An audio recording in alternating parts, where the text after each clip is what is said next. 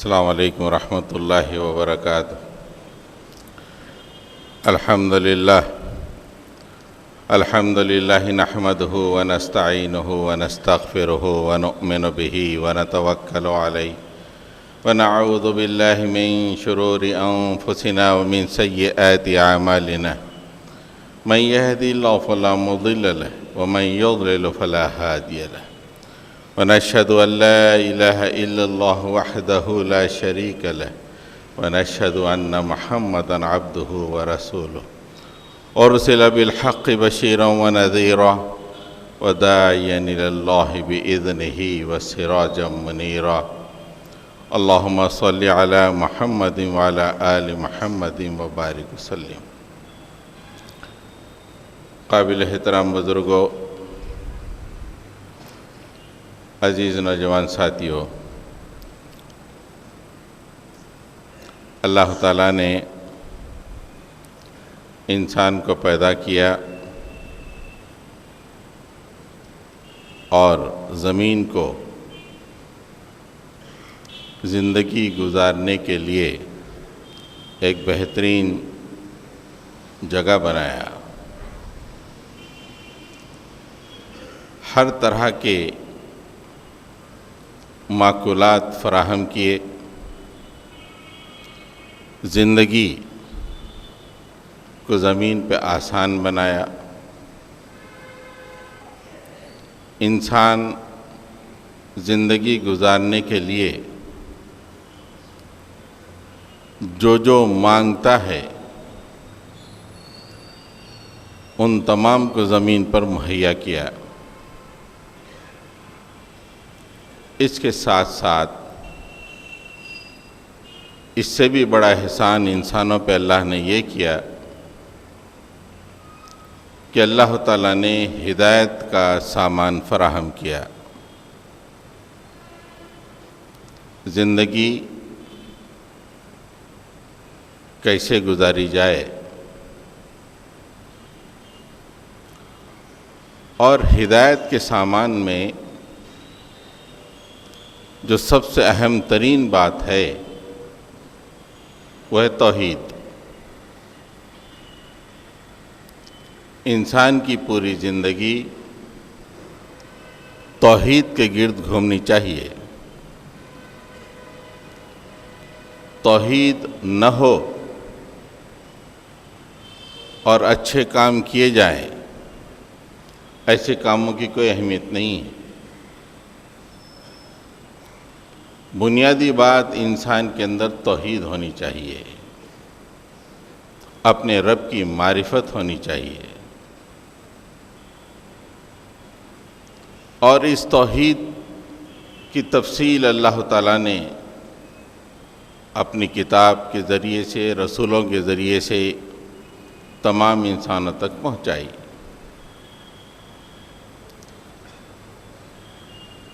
لیکن ہم دیکھتے ہیں ان تمام ہدایات کے سامان کے باوجود انسانیت کی کثیر تعداد شرک میں ملوث ہے۔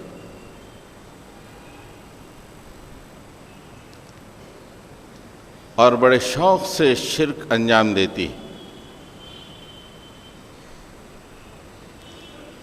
توحید سے روگردانی اختیار کرتی ہے۔ اچھے پڑھے لکھے لوگ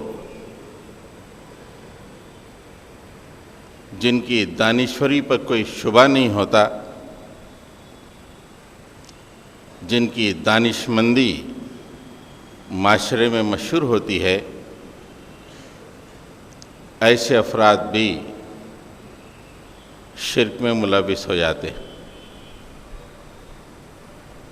عقل حیران رہ جاتی ہے کہ اتنی زبردست سمجھ بوجھ رکھنے والے، علم کے کئی منازل کو طے کرنے والے کس طرح ٹھوکر کھا گئے۔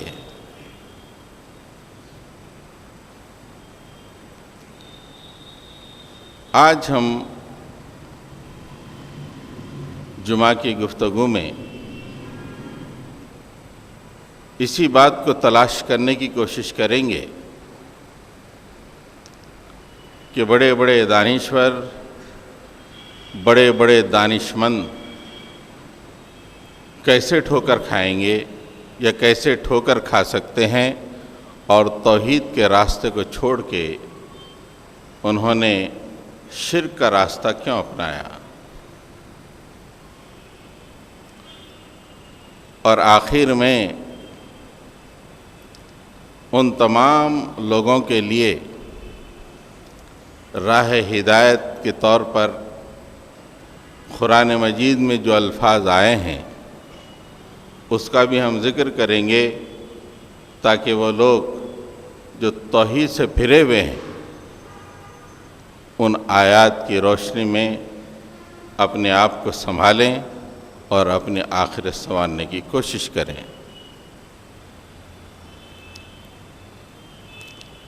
حضرات گرامی، اللہ تعالیٰ نے سب سے پہلے آدم کی تمام ذریت کو پیدا کیا۔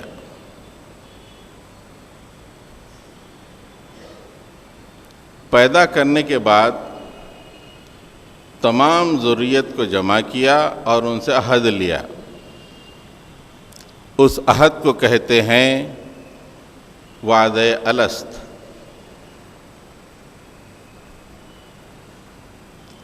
وَإِذْ أَخَذَ رَبُّكَ مِنْ بَنِي آدَمَ مِنْ ظُهُورِهِمْ ذُرِّيَّتَهُمْ وَأَشْهَدَهُمْ عَلَىٰ أَنفُسِهِمْ أَلَسْتُ بِرَبِّكُمْ قَالُوا بَلَىٰ شَهِدْنَا۔ اللہ تعالیٰ سورہ اعراف میں ارشاد فرماتے ہیں کہ ہم نے آدم کی پشت سے پوری ذریت کو نکالا۔ وَإِذْ أَخَذَ رَبُّكَ مِنْ بَنِي آدَمَ مِنْ ظُهُورِهِمْ،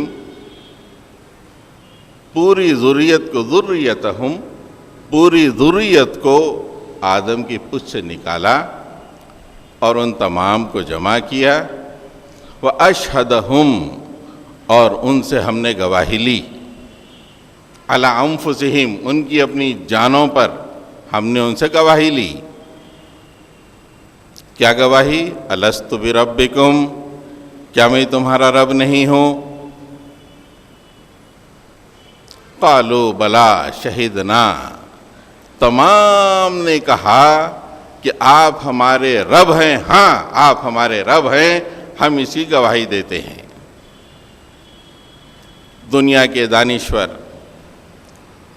توحید پرست، مشرک، مشرق و مغرب میں جتنے انسان ہیں، آدم کی نسل سے قیامت تک جتنے پیدا ہوں گے اور پیدا ہوئے ہیں، تمام جمع تھے اور تمام نے اس بات کا اقرار کیا کہ قالو بلا، ہاں اے مالک آپ ہمارے رب ہیں، شہیدنا، ہم اس کی گواہی دے رہے ہیں۔ یہ عظیم الشان واقعہ عالم ارواح میں وقوع پذیر ہوا۔ اللہ تعالیٰ نے قرآن مجید میں اس کو بتایا۔ اللہ تعالیٰ نے یہ شہادت، یہ گواہی، یہ وعدہ کیوں لیا، اس کی دو وجوہات بتائی ہیں، بڑے امپورٹنٹ وجوہات ہیں۔ نمبر 1، ان تقولوا یوم القیامت انا کنا عن ھذا غافلین، ہم نے یہ وعدہ تم سے اس لیے لیا آدم کے بچوں، کہیں قیامت میں تم پھر نہ جاؤ کہ ارے ہم کو معلوم ہی نہیں تھا کہ آپ ہمارے رب ہیں۔ انا کنا عن ھذا غافلین، اسے تو غافل نہیں تھے ہم۔ آپ نے نبیوں کو بھیجا ہوگا، کتابوں کو بھیجا ہوگا، ہم تو جنگلوں میں رہے تھے، ہم تک کوئی پیغام پہنچانے والا نہیں تھا، ہم صحراؤں میں بھٹک رہے تھے، ہم تک آپ کی دعوت نہیں پہنچی۔ یا یہ کہ کچھ بھی ہو قیامت میں تم یہ کہو کہ ہم اس بات سے بالکل غافل تھے کہ آپ ہمارے رب ہیں۔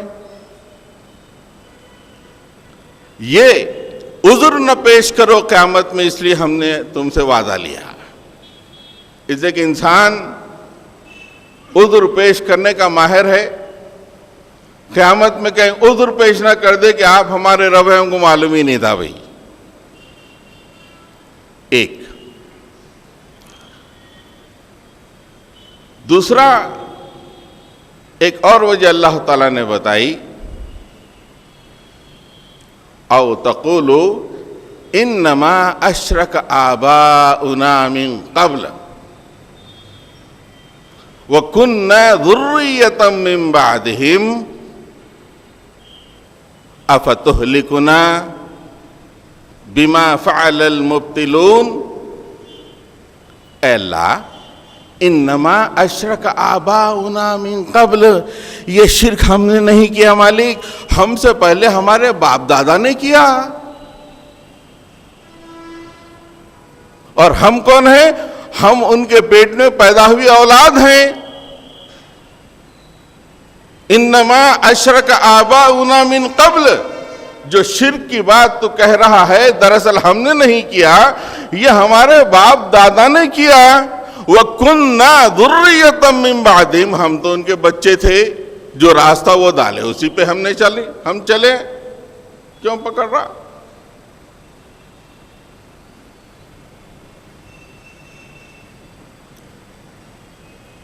یہ دو باتوں کے لیے اللہ تعالیٰ فرمائے ہیں کہ قیامت میں کہیں یہ دو باتیں تم نہ کہہ دو ہمارے سامنے، شرک کیوں کرے جناب؟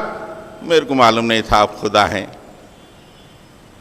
یہ ریزن نہ ہو تمہارا۔ دوسرا یہ ریزن بھی نہیں ہو سکتا کہ ہم کیا ہیں، ہمارے باپ دادا شروع کرے تھے یہ، ہم تو ان کے بعد آئے ہیں، ان کے اولاد میں سے ہیں۔ افتہلکنا بما فعل المبتلون، کیا تو ہمارے باپ دادا کی غلطی کی وجہ سے ہم کو دوزخ میں ڈالے گا؟ یہ دو باتوں کی وجہ سے اللہ تعالیٰ کیا کیے ہیں؟ وعدہ الست لے لیے ہیں۔ اب کسی کے پاس کوئی بہانہ نہیں، کوئی کہہ نہیں سکتا، وہ جنگلوں میں ہو، پہاڑوں میں ہو، پیغام پہنچے نہ پہنچے، وہ کہہ نہیں سکتا کہ آپ رب ہیں، ہم کو نہیں معلوم۔ پھر کوئی یہ بھی نہیں کہہ سکتا کہ یہ جو شرک ہے ہمارے باپ دادا شروع کرے، ہم آنکھ موچ کے ان کے راستے پہ چلے ہیں، وہ شروع کیے تو ہم کو کیوں دوزخ میں ڈال رہا تو؟ یہ وعدہ الست پوری ذریت جتنی زمین پہ آئے گی، قیامت تک آئے گی، یہ پوری ذریت نے اللہ تعالیٰ سے وعدہ کیا، اسے وعدہ الست کہتے ہیں۔ اب یہ وعدہ عالم ارواح میں ہوا، اب اس کے بعد اللہ تعالیٰ کی تقدیر کے مطابق انسان زمین پہ آتا رہے گا اور کچھ دن یہاں گزارے گا اور چلا جائے گا۔ جب انسان زمین پہ آتا ہے، اللہ تعالیٰ اس کی روح کو مٹی سے ملا دیتے ہیں، جوڑ دیتے ہیں، جسم سے جوڑ دیتے ہیں۔ وہ جو وعدہ الست اس نے کیا تھا، وہ وعدہ الست ہر انسان کے سب کانشیس میں موجود ہوتا ہے، لاشعور میں کہیے، انگریزی میں سب کانشیس میں وہ موجود ہوتا ہے، وہ بار بار کھٹکا دیتا رہتا ہے، you are doing wrong, you are doing wrong, آپ غلط کر رہے ہیں، یہ مکھی اڑ رہی ہے، مکھی کو تک مکھی سے کچھ چھین بھی نہیں سکتے ہیں، ان کی کیوں تم پرستش کر رہے ہو؟ یہ نہ دیکھ سکتے نہ سن سکتے، میری کیا مدد کر سکتے؟ اوپر کچھ بھی کہو، سب کانشیس بار بار کلک کرتا رہتا ہے۔ جب اللہ تعالیٰ اس وعدے کو جب روح سے جسم کو ملا دیتے ہیں تو اس وعدے کو ہر انسان کے اندر ایک میزان کے طور پہ رکھ دیتے ہیں۔ سورہ شمس میں اللہ تعالیٰ اسی کا ذکر فرمائے، وَنَفْسٍ وَمَا سَوَّاهَا فَأَلْهَمَهَا فُجُورَهَا وَتَقْوَاهَا قَدْ أَفْلَحَ مَنْ زَكَّاهَا وَقَدْ خَابَ مَنْ دَسَّاهَا۔ نفس انسانی کی قسم، ہم نے اسے صاف کیا۔ نفس وما سواها، بالکل ٹھیک ٹھاک کیا ہم نے۔ اس کے بعد کیا کیا؟ انسان کے اچھائی کو اور انسان کی برائی کو اس کے اوپر ہم نے القاء کر دیا۔ فَأَلْهَمَهَا فُجُورَهَا وَتَقْوَاهَا، انسان کی برائی، فسق و فجور کو اور اس کی نیکیوں کو اور تقوی کو اس کے اوپر اللہ تعالیٰ نے القاء کر دیا۔ اب کوئی بھی کام کرنے سے پہلے کھٹ کے ساتھ وہ بتایا تھا you are doing a right thing, نہیں آپ غلط کام کر رہے ہیں۔ زبانی طور پہ کچھ بھی کہہ دیں اوپر، بل الانسان علی نفسہ بصیرہ ولو القی معاذیرہ، اللہ تعالیٰ تذکرہ کر دیے ہیں۔ انسان اچھی طرح جانتا ہے کہ وہ کیا ہے۔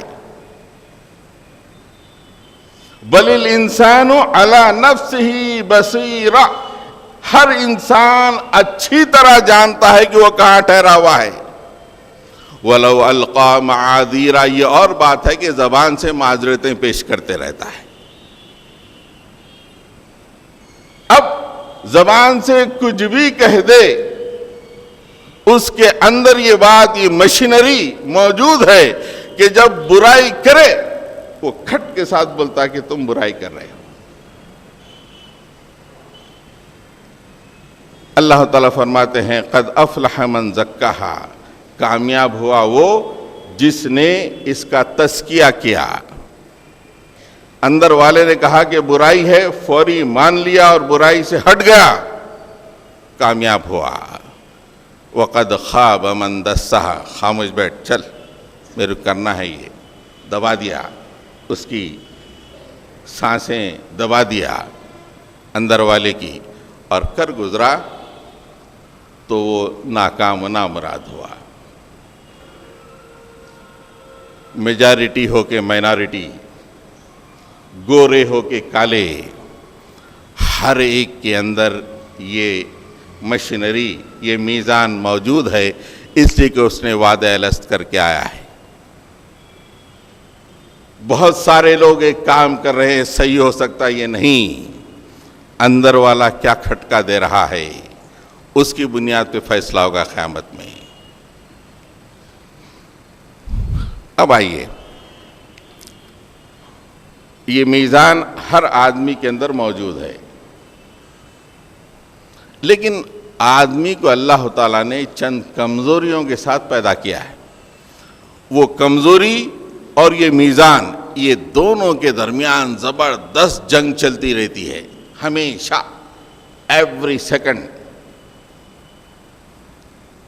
ایک کمزوری ہے وَكَانَ الْإِنسَانُ عَجُولًا، انہرنٹلی اس کے اندر یہ موجود ہے۔ اللہ تعالیٰ نے چونکہ اس انسان کو آزمانے کے لیے زمین پہ چھوڑا ہے، انسان کے اندر یہ کمزوری اللہ تعالیٰ نے رکھ دی ہے کہ وہ عجلت پسند ہے، جلد باز ہے، حاضر کو پسند کرنے والا ہے،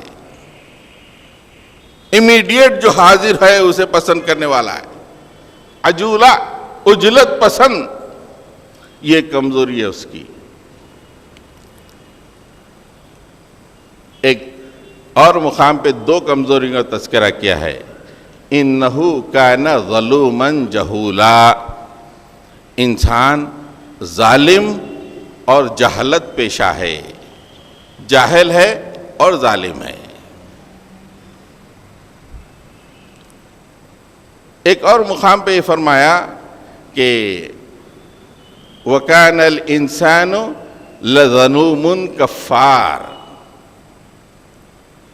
ان الانسان، وکانا نہیں، ان الانسان لظلوم کفار، بے شک انسان ظالم ہے اور ناشکرا ہے۔ یہ پوری کمزوریاں ملا کے 3 یا 4 کمزوریاں ہیں، بیسک کمزوری ہر انسان میں ہوتی ہیں۔ ایک عجلت پسندی اور اس کے اندر تھوڑا ظلم بھی ہوتا ہے، جہالت بھی ہوتی ہے اور ناشکراپن بھی ہوتا ہے. یہ انہرنٹ کوالٹی ہے. اب یہ 4 کوالٹیز اور جو اندر کا وعدہ الز جو میزان ہے جو بار بار کھٹکا دیتا رہتا ہے، ان میں جنگ چلتی رہتی ہے. اور اندر کے میزان کو اگر کامیابی نصیب ہوئی، اللہ کا پسندیدہ بندہ زمین پر، اور یہ 4 جو انہرنٹ خامیاں ہیں اس کی وہ کامیابی نصیب ہوئی، زمین پہ اللہ کا نافرمان بندہ، ناپسندیدہ بندہ. یہ مستقل جنگ چل رہی ہے. یہ 4 خامیوں کی وجہ سے جو انسان کی شخصیت بنتی ہے، وہ شخصیت 6 باتوں کی وجہ سے شرک کرتی ہے. 6 باتوں کی وجہ سے. ایک کے بعد ہم ایک گنائیں گے.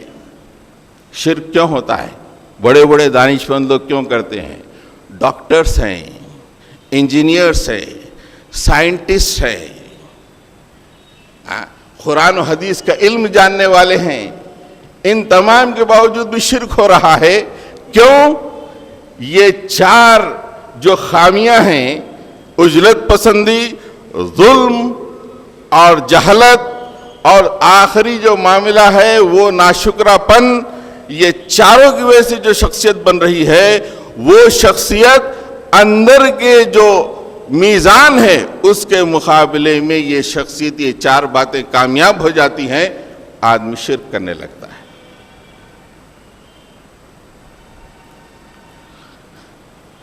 6 چیزیں ہیں.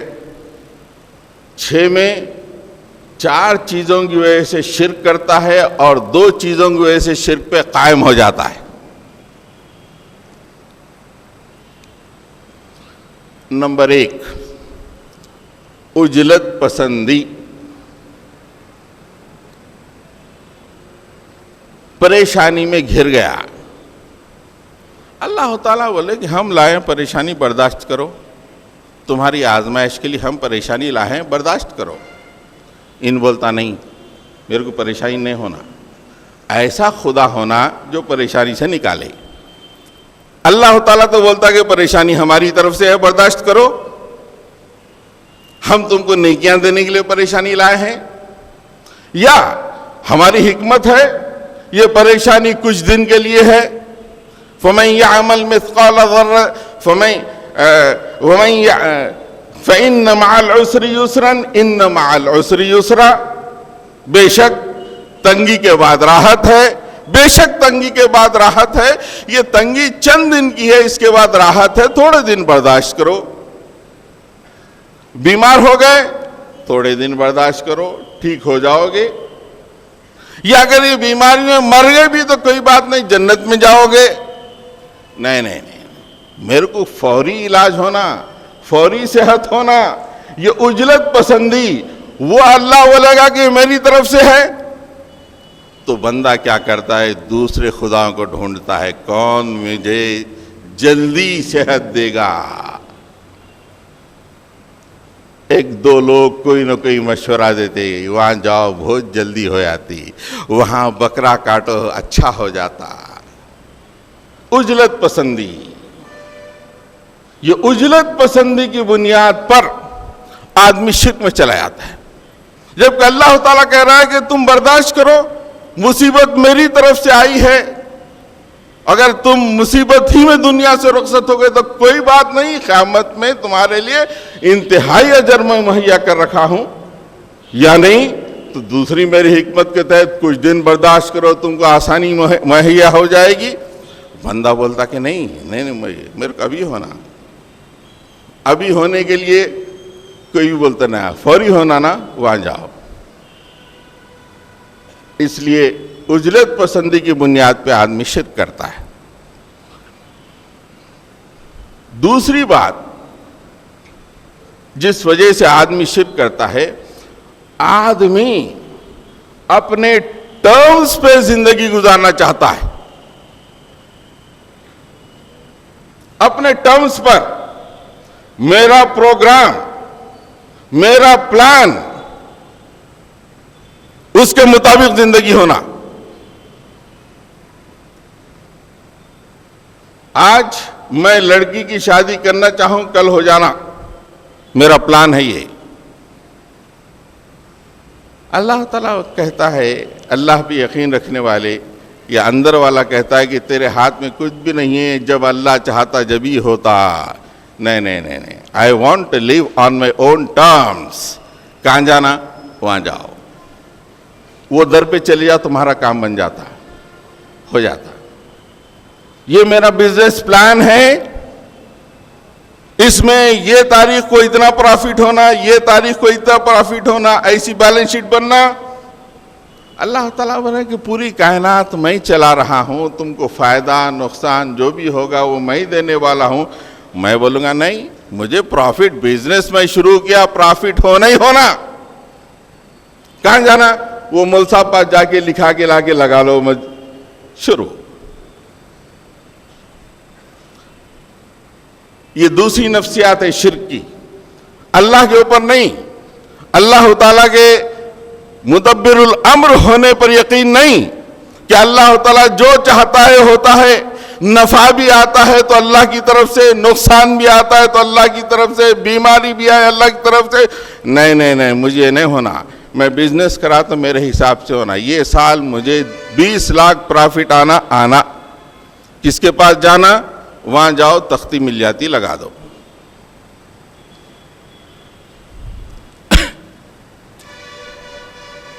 تیسری بات یہ کہ آدمی گناہ کے راستے کو چھوڑنا نہیں چاہتا، اس لیے شرک کرتا ہے. معصیت، اللہ پہ یقین رکھنے کا مطلب، توحید کا مطلب یہ ہے کہ گناہوں کو چھوڑ دو، کوئی گناہ نہیں کرنا.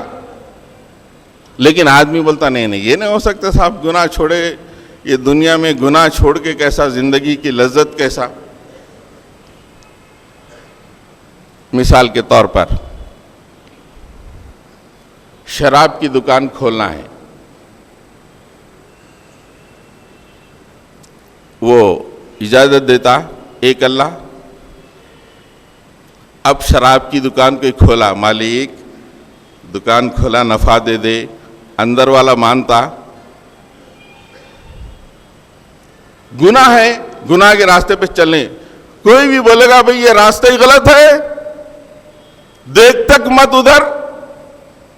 نہیں نہیں نہیں، میں یہ راستہ کیسے چھوڑ سکتا ہوں، شراب کی دکان کھولنا ہی کھولنا ہے.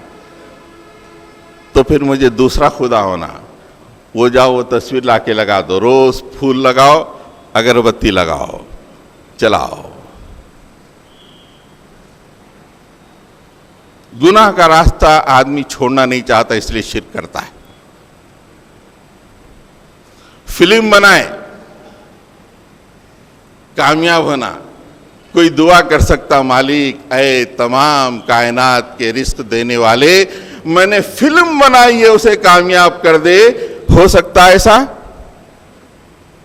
کہاں جاؤ؟ وہاں پہ چادر بھیجو، ڈائریکٹر، ایکٹر فلم بنا کے چلے جا رہے ہیں لائن لگا کے، اس لیے کہ یہ جو خدا ہے ہماری فلم کامیاب کرے گا. ہم گناہ نہیں چھوڑیں گے، گناہ رکھیں، گناہ پہ عمل کریں گے، لیکن فائدہ ہونا، چلے جاؤ.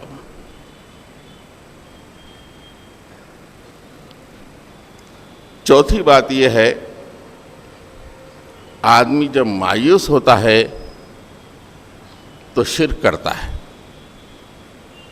گناہوں کی زندگی گزارتے گزارتے ایک دفعہ زندگی میں اس کے مایوسی چھا جاتی ہے کہ میں کیسا ہوں، پورا گناہ گار ہوں.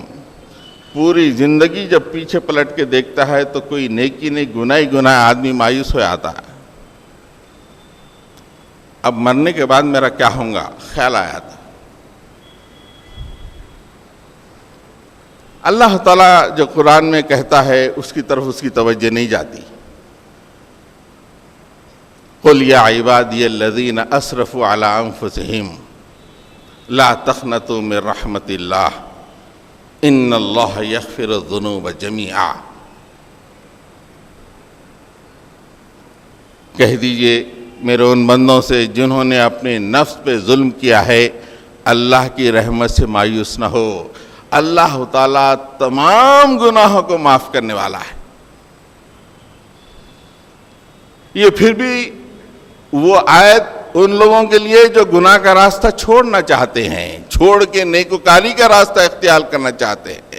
یہ اپنے گناہوں کا اعتراف تو ہے، لیکن اعتراف کے باوجود گناہوں ہی کے راستے پہ چلنا چاہتے ہیں۔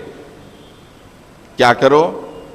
کسی کو ایک شفیع بنا لو، قیامت میں تمہارا بیڑا پار کر دیں گے، جنت میں لے جائیں گے۔ جمے رہو، لگے رہو، اپنے گناہوں کے راستے پہ لگے رہو، پہنچا دیں گے جنت میں۔ یہ 4 نفسیاتی پہلو ہیں جس کی وجہ سے آدمی شرک کرتا ہے۔ یہ 4 باتیں کیوں ہوتی ہیں؟ جب وہ 4 انہرنٹ جو صفات اللہ تعالیٰ نے آدمی کے اندر رکھا ہے، اس کی وجہ سے جو شخصیت بنتی ہے، اس سے یہ 4: عجلت پسندی، اپنے ٹرمز پہ زندگی گزارنا، اللہ کی قدرت پہ راضی نہیں ہونا، مسئلہ تقدیر پہ راضی نہیں ہونا، میں اپنے حساب سے میرا پلان کامیاب ہونا۔ پھر تیسرا یہ کہ معصیت کا راستہ نہیں چھوڑنا، اسی راستے پہ رہتے ہوئے میرے کو سب کچھ ہونا، دنیا میں بھی ہونا زبردست، مر گئے تو جنت بھی ہونا۔ اور آخری بات مایوسی، جب آدمی اپنے گناہوں سے مایوس ہو جاتا ہے اور اس کے سامنے وہ عظیم الشان آیتیں نہیں ہوتی ہیں جو اللہ تعالیٰ نے اس کے گناہوں کی معافی کے لیے رکھا ہے، یا اگر وہ آیتیں ہوں بھی تو یہ راستہ چھوڑنا نہیں چاہتا جس راستے پہ وہ چل رہا ہے معصیت کا، اس لیے کسی ایک کو وہاں پہ پکڑ لیتا ہے کہ بھئی وہاں پہ میرا بیڑا پار کر دیں گے۔ یہ 4 باتوں کی وجہ سے آدمی شرک کرتا ہے، اور 2 باتوں کی وجہ سے شرک پہ جم جاتا ہے اور اگلی نسل کو وہ شرک پہنچاتا ہے۔ وہ 2 میں سے ایک ہے عزت و وقار۔ عزت و وقار، عزت و وقار یہ ہے ایسا کیسا میرے باپ دادا غلط ہیں کیا؟ میرے اتنے بڑے بڑے لوگ غلط ہیں، ایسا کیسا ہو سکتا؟ نہیں ہو سکتا، میں صحیح، میں جن کو مان رہا ہوں وہ صحیح۔ عزت و وقار، سورہ بقرہ میں اللہ تعالیٰ نے اسی نفسیات کا ذکر کیا ہے۔ وَإِذَا قِيلَ لَهُ اتَّقِ اللَّهَ أَخَذَتْهُ الْعِزَّةُ بِالْإِثْمِ، جب اس سے کہا جاتا ہے کہ ارے اللہ سے ڈر، وقار کے تصور اسے گناہ پہ ٹھہرا دیتا ہے۔ أَخَذَتْهُ الْعِزَّةُ بِالْإِثْمِ، اسے کہا جاتا کہ یہ راستہ چھوڑ دو یار، اچھی راستہ نہیں ہے، فوری بینڈ ہو جاتا، حیدرآبادی زبان استعمال کر رہا ہوں، بینڈ، اکڑ جاتا ہے۔ أَخَذَتْهُ الْعِزَّةُ، وقار، میرے باپ، میرے دادا، میرے بزرگ کیسے غلط ہو سکتے ہیں، میں وہی راستے پہ چلوں گا، اسی راستے پہ پکڑ لیتا۔ اللہ تعالیٰ وہ نفسیات بیان کرتا ہے۔ اس سے نسلوں کی نسلیں شرک پہ جم جاتی ہیں، وقار کی وجہ سے، عزت کی وجہ سے۔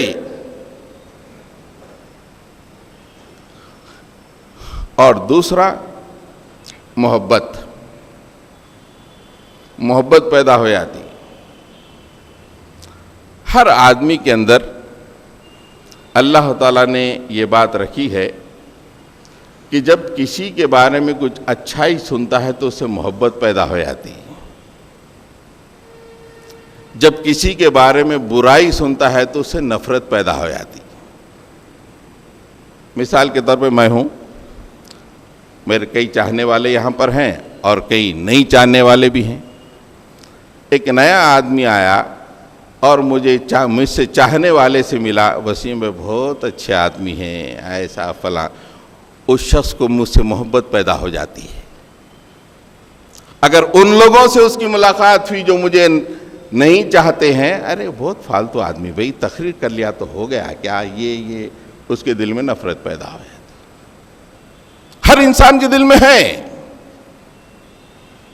آپ نوٹ کر کے دیکھیے، نفسیات ہے، اس کے فیصلے تو قیامت میں ہوں گے۔ لوگ تو زبان ہلا دیتے ہیں، قیامت میں ہوں گے کہ تیری وجہ سے کتنے لوگوں کے دل میں نفرت بیٹھ گئی، یہ پورے فیصلے قیامت میں ہوں گے۔ اس لیے کہ اللہ تعالیٰ ہر زبان سے نکلے ہوئے لفظ کا مقدمہ قائم کرنے والے ہیں۔ ویسے ہی ایک دیوتا ہے یا ایک شریک ہے، اس کے بارے میں جب اچھائی بار بار یہ انہوں نے یہ کیا، ان کی وجہ سے وہ ان کو صحت ملی، ان کی وجہ سے وہ صحت ملی، وہ ایسے ہو گیا، یہ ہو گیا، بار بار کسی بت کی اچھائی سنتے سنتے سنتے اسے محبت پیدا آتی۔ بنی اسرائیل نے بچھڑے کی پرستش کی، اللہ تعالیٰ نے ایک مقام پہ بڑی اچھی بات کہی، وَأُشْرِبُوا فِي قُلُوبِهِمُ الْعِجْلَ، بچھڑے کی محبت سے ان کے دل نہائے ہوئے ہیں۔ اپنی آنکھوں سے فرعون کو ڈوبتا ہوا دیکھا انہوں نے، اور ایسا رجم جو ان کے بچوں کو قتل کرتا تھا، بچوں کو زندہ چھوڑتا تھا، اس سے آزادی ملی۔ ان تمام کے باوجود پھر بچھڑے کی پوجا اور پرستش۔ اللہ تعالیٰ کہتے ہیں اسی بات کو کہ وَأُشْرِبُوا فِي قُلُوبِهِمُ الْعِجْلَ، ان کے دل میں بچھڑے کی محبت گھر گئی۔ تو ایک وقار اور عزت، دوسرا محبت، اس کی وجہ سے آدمی شرک پہ جم جاتا ہے۔ اللہ کے نبی صلی اللہ علیہ وسلم تمام کفاران قریش سے ایک موقع پہ یہی کہے، حضرت ابو طالب کا آخری زمانہ تھا، پورے لوگ جا کے ملے کہ آپ اپنے بھتیجے کو سمجھائیے، آپ چند دن میں دنیا سے رخصت ہونے والے ہیں، اب آپ کے جانے کے بعد ہم آپ کے بھتیجے کو ستائیں گے تو ہماری بدنامی ہو جائے گی، اس لیے باز رکھیے ان کو ہمارے خداؤں کو کچھ بولنے سے۔ ابو طالب نے حضرت محمد صلی اللہ علیہ وسلم کو بلایا اور کہا، بھتیجے میرے بڑے بڑے لوگ ہیں، سردار قریش کے، یہ تم سے کچھ بولنا چاہتے ہیں، سنو۔ رسول اللہ صلی اللہ علیہ وسلم نے اپنے چچا سے کہا کہ چچا یہ کچھ بھی بولے لیکن میں ایک بات بولتا ہوں، اگر وہ ایک بات مان لیں تو یہ عرب کے بادشاہ بن جائیں گے، عجم ان کے تحت آ جائے گا۔ ابو جہل بولا، ایک نے ایسی 10 بات ہم کو بادشاہت ملے، عجم زیر نگین ہو جائے، اس سے بہتر بات کیا، ایک نہیں 10 بات بولو۔ رسول اللہ صلی اللہ علیہ وسلم نے فرمایا کہ قولوا لا الہ الا اللہ، کہو کہ اللہ کے سوا کوئی معبود نہیں ہے، یہ بات مان لو تم عرب کے بادشاہ بن جاؤ گے۔ اس کے بعد سورہ صاد میں اللہ تعالیٰ اس کا ذکر کرتا ہے کہ وہ ایسے پلٹے، انہوں نے کہا کہ کیا بات ہے، اتنے زیادہ خداؤں کے مقابلے میں بس ایک ہی خدا انہوں نے بنا دیا، جم جاؤ اپنے خداؤں پر اور مقابلہ کرو ان کا۔ یہ محبت جب ہو جاتی ہے، جب بتوں کے بارے میں نغمے گائے جاتے ہیں، ادھر نغمے دیکھتے رہو، محبت پیدا ہو جائے گی۔ ہاں، ادھر کوئی شاعر کا کلام سنو اور دیکھتے رہ جاؤ، محبت پیدا ہو جائے گی۔ تو محبت کی وجہ سے بھی یہ ہوتا ہے۔ حضرات گرامی، اب اللہ تعالیٰ قرآن مجید میں ہر مقام پہ اس کی نفی کیا ہے۔ کئی مقامات پہ یہ بتایا ہے کہ جب تک سانسیں چل رہی ہیں ان کا تو یہ معاملہ ہو جائے گا، لیکن جب سانسیں ختم ہوتے ہی پھر ان کی جو بات ہے الست بربکم کے جواب میں قالو بلا جو لاشعور میں تھی، سب کانشیس میں تھی، وہ فوری سامنے آ جاتی ہے، اس لیے کہ مٹی کا جسم ہٹتے ہی وہ فوری سامنے آ جاتی ہے۔ میرے 2-3 آیتیں لایا تھا اور بڑی لمبی لمبی، سورہ اعراف میں تو ایک رکو تھا وہ بھی لے کے آیا تھا، بھی شاید 2-3 منٹ ہے، ایک جگہ کی آیت میں آپ کو بتا کر کہ کیسا ہوتا ہے۔ جب تک یہ مٹی ہے اور زبان ہے مٹی کی بنی ہوئی، چل رہی ہے، معذرتیں ہیں، یہ ہے وہ ہیں، ہر چیز ہے، لیکن جو ہی اللہ تعالیٰ روح اور یہ مٹی کو الگ کر دیں گے اور وہ جو وعدہ الز بالکل سامنے آ جائے گا، جب کیا ہوگا ان کا حال آپ سنیے۔ میں سورہ اعراف کا ذکر نہیں کروں گا، سورہ اعراف میں آپ پڑھ لیجئے، جہاں پہ اللہ تعالیٰ فرمایا ہے کہ ہمارے فرشتے آئیں گے، جب آ کے ان کی روح کھینچیں گے وہ کیا کہیں گے، وہ الگ بات ہے۔ سورہ انعام کی آیت ہے وَلَوْ تَرَىٰ إِذِ الظَّالِمُونَ فِي غَمَرَاتِ الْمَوْتِ وَالْمَلَائِكَةُ بَاسِطُو أَيْدِيهِمْ أَخْرِجُوا أَنفُسَكُمْ الْيَوْمَ تُجْزَوْنَ عَذَابَ الْهُونِ بِمَا كُنْتُمْ تَقُولُونَ عَلَى اللَّهِ غَيْرَ الْحَقِّ وَكُنْتُمْ عَنْ آيَاتِهِ تَسْتَكْبِرُونَ۔ یہ 6 میں سے کسی بھی ایک بنیاد پہ انہوں نے شرک کیا ہو، عجلت پسندی، معصیت پسندی، کسی بھی وجہ سے اپنے ٹرمز میں زندگی گزارنا، لیکن جو ہی آخری وقت، ایسا آخری وقت کا پکچرائزیشن ہے کہ رونگٹے کھڑے ہو جاتے ہیں، ہر آدمی کو گزرنا ہے نا اس سے، وہ انتہائی مالدار ہو، انتہائی بہت بڑا حکمراں ہو، ایک معمولی آدمی ہو۔ وَلَوْ تَرَىٰ، اے نبی صلی اللہ علیہ وسلم، کاش کہ آپ دیکھتے، اِذِ الظَّالِمُونَ فِي غَمَرَاتِ الْمَوْتِ، وہ ظالم موت کے غمرات میں، موت کی نزاکت میں ڈبکیاں لے رہے ہوتے ہیں۔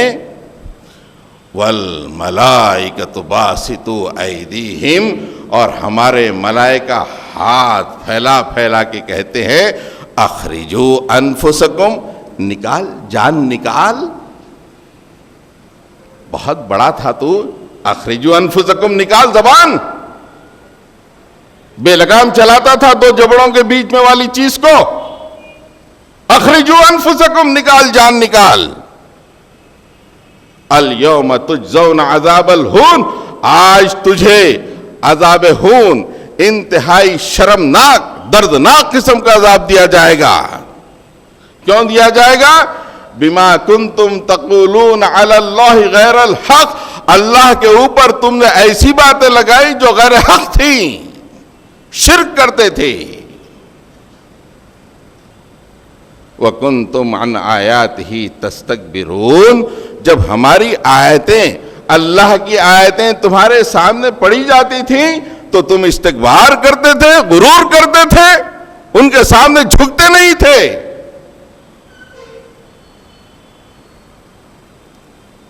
سانس چلی گئی، فنش، رونا دھونا شروع ہو گیا ادھر، پورے لوگ رو لیے، لوگاں تو بولے بڑے اچھے آدمی تھے، فلاں تھے، یہ تھے، ہاں، بیوی رو رہی ہے، بچے رو رہے ہیں، تمام رو رہے ہیں، اور یہاں پہ بہت سارے جلسے ہائے تعزیت بھی ہو رہے ہیں، سب ہو رہے ہیں دنیا میں،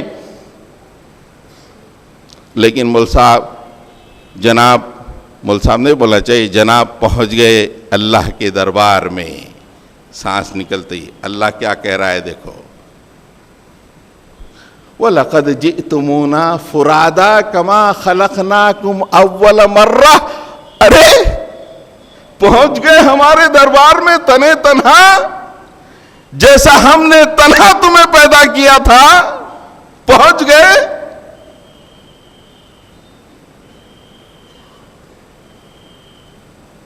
وَلَقَدْ جِئْتُمُونَا فُرَادَا كَمَا خَلَقْنَاكُمْ أَوَّلَ مَرَّةٍ، جیسا تنے تنہا ہم نے تمہیں پیدا کیا تھا، اسی طرح آج تنے تنہا ہمارے پاس تم پہنچ گئے۔ وَتَرَكْتُمْ مَا قَوَّلْنَاكُمْ وَرَاءَ ظُهُورِكُمْ، ارے جو مال و دولت، گاڑیاں، جو سب کچھ مال و دولت تھا جو ہم نے تمہیں دنیا میں عطا کیا تھا وہ پورا پیچھے چھوڑ کے آ گئے ہو, خالی ہاتھ آ گئے. ارے کیا انداز ہے اللہ تعالیٰ کا وہاں پر. وہ ترک تم نے پیچھے چھوڑ دیا, ما قولناکم جو ہم نے تم نے دیا تھا, وراء ظہورکم پیچھے چھوڑ کے اکیلے آ گئے. جو مال پہ تمہیں بھروسہ تھا, ڈر رہا تھا, پیسے دے دے کے ہمارے مقابلے میں شرک کرواتے تھے, وہ تمام کو پیچھے چھوڑ کر آ گئے. اور اس کے بعد اللہ تعالیٰ فرماتا ہے وَمَا نَرَى مَعَكُمْ شُفَعَاءَكُمُ الَّذِينَ زَعَمْتُمْ أَنَّهُمْ فِيكُمْ شُرَكَاء. ارے وہ شریک جو میرے شریک تھے جن کے بارے میں تم سمجھتے تھے کہ وہ تمہارے شفیع ہوں گے, میرے پاس کچھ کام آئیں گے, وہ دکھائی نہیں دے رہے, کہاں ہیں؟ ہاں اندازہ لگائیے, اللہ تعالیٰ فرما رہے ہیں وَمَا نَرَى مَعَكُمْ, ارے تمہارے ساتھ وہ شریک نہیں ہے.